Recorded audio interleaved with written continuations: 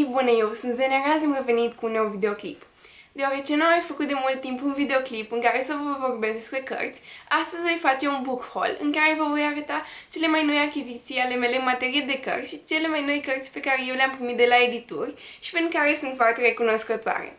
Iar în descriere veți găsi un link de unde le puteți achiziționa pe fiecare, iar la cele pe care eu le-am achiziționat să vă spun și prețul în caz că vă interesează.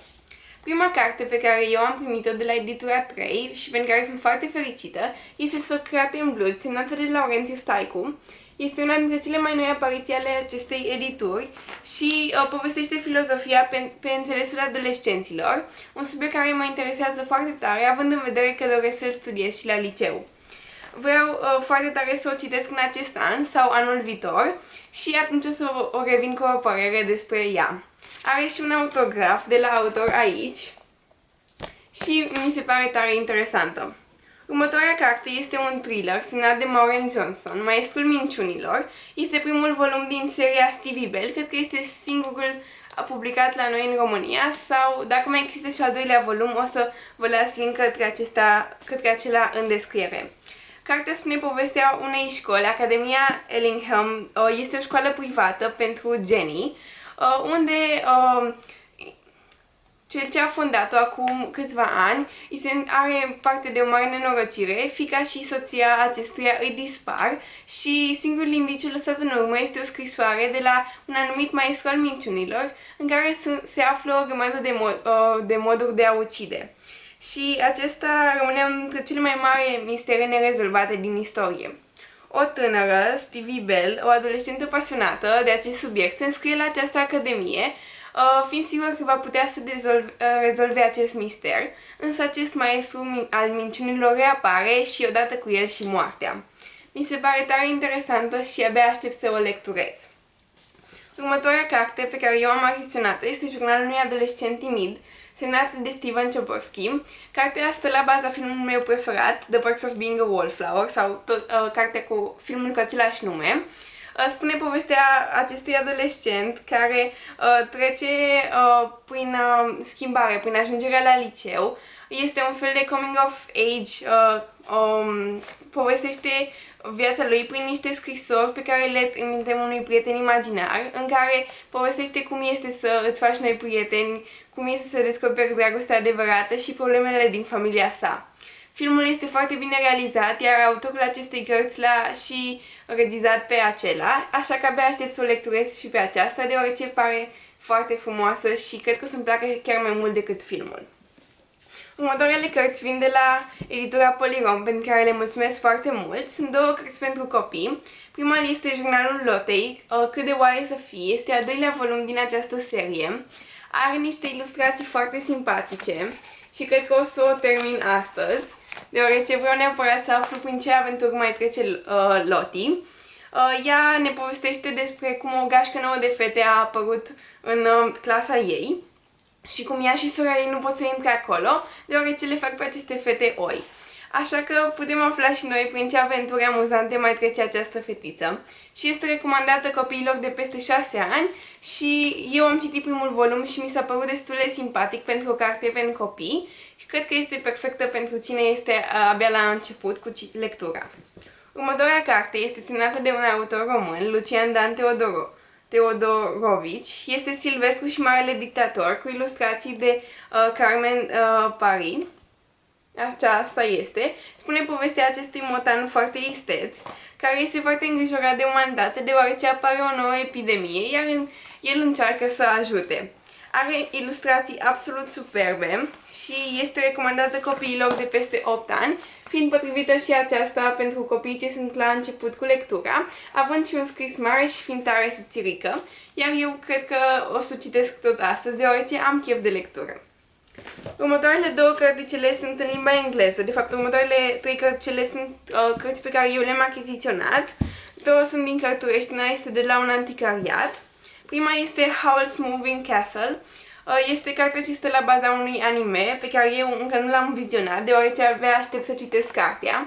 Este o carte mai de Halloween și de aceasta abia aștept să o citesc luna aceasta. Este semnată de Diana Wynne Jones și pare interesantă, dar nu știu foarte multe despre ea. Următoarea carte este Where the River Runs Gold, semnată de Sita Brahmachari. Următoarea carte este Where the River Runs Gold. Nu știu foarte multe despre ea, însă am citit sinopsisul în cărtură și m-a fascinat. Veți găsi un link către acesta în descriere, în caz că vă interesează, iar la început are și o hartă care mi se pare foarte frumoasă și abia aștept să o lecturez tot în această lună. Următoarea carte este Artemis Fowl, în această ediție mai veche. Am luat-o la un anticariat din Cluj cu 17 lei, deoarece doresc neapărat să o citesc, având în vedere că a apărut filmul, dacă nu mă înșel, și doresc să citesc cartea înainte de a-l vedea. Acum putem trece la următoarele cărți, care sunt de la două edituri foarte dragi mie. Primele sunt de la Humanitas. Avem Regele Ugu, de Adam Stowell și continuarea acestuia. Eu am citit primul volum, așa că pe acesta vi-l voi dărui vouă într-un giveaway pe pagina mea de Instagram, pe care îl voi posta probabil luna aceasta. Spune povestea lui Andy, un băiețel foarte simpatic, care însă are parte de foarte mult ghinion la școală și pe data de 1 aprilie are parte de niște aventuri interesante cu acest rege Ugu. Veți afla voi cu adevărat cine este, deoarece pe mine m-a uimit. Este foarte bine scrisă pentru o carte pentru copii, are ilustrații tare simpatice și te ține în priză, fiind foarte amuzantă. Și acum continuarea pe care o puteți achiziționa și acum, fiind una dintre cele mai noi apariții la Humanitas, Mumia și Comoara Blestemată. Pe aceasta încă nu am lecturat-o, însă abia aștept să văd prin ce aventuri mai trece Andy și Regele Ugu. Apoi, următoarea carte este Cartea Miracolelor, semnată de K.J. Merkenfald. Spune povestea unui băiețel pe nume Finn, care este un ucenic de vrăjitor, care într-o zi, printr-o serie de evenimente mai nefericite, ajunge să își piardă magia și trece prin foarte multe peripeții, încercând să descopere o carte magică care îl va putea ajuta să își reprimească magia.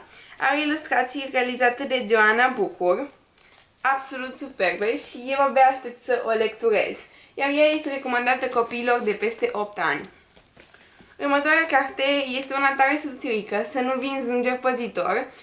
Este o carte care face parte din bibliografia școlară și este semnată de Jutta Richter. Tocmai vorbisem cu prietena mea și mi-a recomandat-o, așa că cred că o voi lectura tot astăzi. Pare tare simpatică și nu cred că îmi va lua mai mult de o oră să o lecturez, însă acum nu știu foarte multe despre ea, dar probabil voi reveni cu o părere pe Instagram. Următoarea carte de care sunt foarte încântată este Enola Holmes, face parte din seria Enola Holmes, din numele Enolei Holmes. Este cazul marchizului dispărut, carte care tocmai a fost ecranizată cu Millie Bobby Brown în rolul principal. Spune povestea surorii mai mici a lui Sherlock Holmes, care are parte de foarte multe peripeții, începând cu faptul că mama ei, care este foarte excentrică, dispare dintr-o dată. Ea pornește în călătoria ei, fugind de frații ei și dând de un băiat foarte interesant, care are parte de multe peripeții și care o pune în mai multe situații neplăcute, însă care ajunge și să o salveze. Eu am vizionat aproape tot filmul, încă nu l-am terminat și abia aștept să lecturez și cartea. Și cu aceasta voi face un giveaway pe Instagram, deoarece eu o dețin deja, așa că stați cu ochii pe pagina mea, link în descriere, pentru a putea o câștiga. Următoarele două cărticele sunt pentru adolescenți, sunt Minciuna și Adevărul, 2 volume semnate de Chiar Santos. Ele spun povestea Xeniei, care este o fată care studiază pentru medicină și care descoperă cartea de veche în lanul de secare și ajunge pe un forum al cititorilor, unde se întâlnește cu acest băiat misterios, pentru care ea ajungând să se îndrăgostească de acesta și încercând să-l caute, chiar dacă acesta i-a spus să nu o facă. Cartea este plină de peripeții, având în vedere ce am citit pe spate, iar eu abia aștept să le lecturez, acestea fiind recomandate adolescenților de peste 16 ani.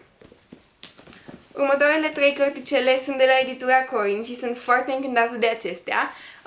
Prima este Un an fără tine, semnată de Nina de Pas.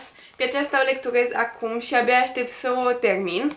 Spune povestea Carei, care are parte de o serie de foarte multe evenimente nefericite, ajungând să-și piardă cea mai bună prietenă într-un accident Noi ne ajungând să aflăm povestea întreagă până la final. Îmi plac cărțile de acest gen și ea ajunge la o școală privată din Elveția, unde o trimite mama ei pentru a avea parte de un nou început.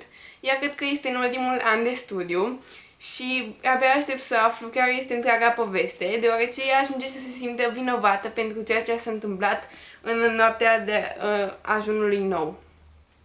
Și această carte face parte din colecția Corinne Teens, o nouă colecție a celor de la Corinne dedicată adolescenților, cu cărți young adult foarte interesante și veți găsi către ea un link în descriere.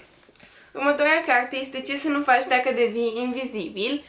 Spune povestea fetei Ethel, care, făcând o combinație foarte ciudată de ierburi, încercând să scape de coșuri, ajunge să devină invizibilă.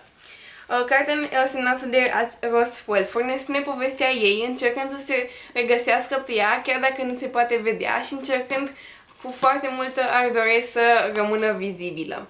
Are parte de evenimente foarte palpitante, iar eu abia aștept să o lecturez. Și ultima carte pe care eu am achiziționat-o este Casa de Sare și Amărăciuni, semnată de Erin A. Craig, tot apărută în colecția Corinne Teens.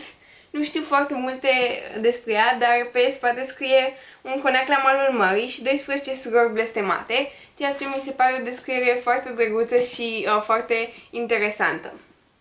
Cam acestea au fost cărticele pe care eu le-am achiziționat sau pe care le-am primit în ultima vreme. Sunt foarte recunoscătoare pentru toate, iar dacă vă interesează vreuna, veți găsi în descriere un link de unde le puteți achiziționa. Pupici, spor la citit! Pa!